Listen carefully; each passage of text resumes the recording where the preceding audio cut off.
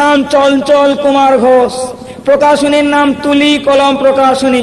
চঞ্চল কুমার ঘোষ, তুলি কলম প্রকাশনী।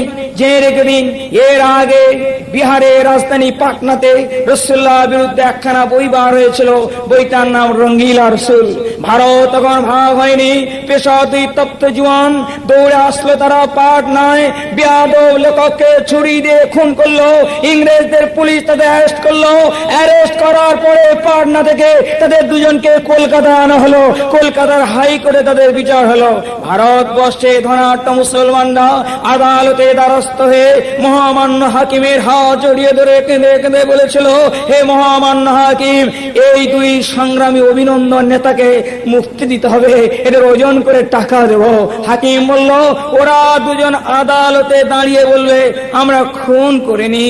নির্দিষ্ট শুনানির দিনে দুই বীর মুজাহিদ, নবীর প্রেমের পাগল দিয়ানা, ওদেরকে আনা হলো। হাকিম প্রশ্ন করলো, তোমরা কি খুন করেছো?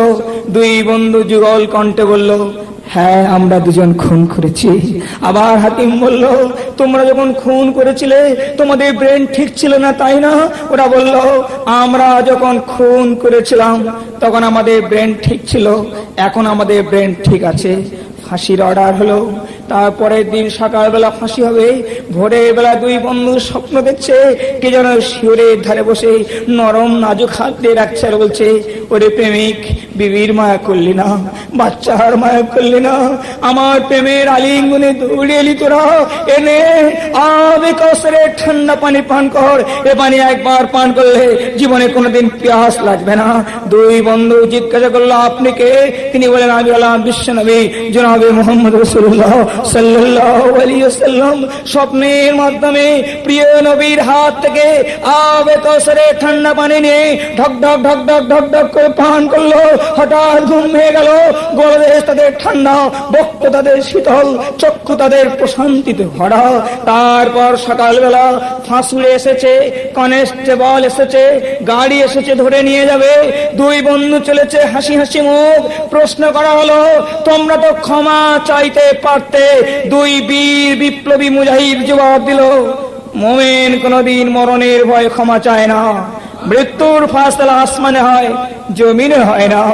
আমরা তাদের উত্তরসূরি, যাদের নেতা বাসর ঘরে বিবিকে ফেলে জিহাদের ময়দানে প্রাণ দিয়েছে।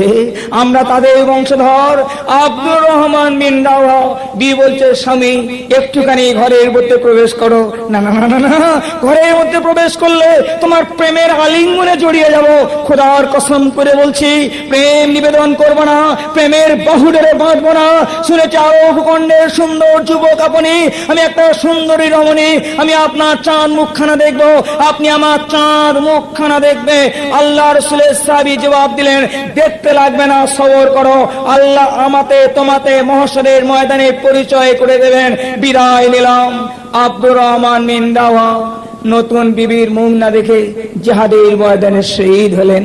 জাফর বিন আবু তালেব ডান হাত কাটা, বাম হাত কাটা, ডান পা কাটা, বাম পা কাটা, কাটা দেহ, কাটা কল্লাটা, ইসলামের পতাকাটা দাঁত দিয়ে কামড়ে ধরে উঁচু করে আছে আর অর্ধস্ফুট স্বরে চিৎকার করছে, এ আমার নবীর পতাকা, এ আমার কোরআনের পতাকা, এ আমার ইমানের পতাকা, এ আমার কাবার পতাকা।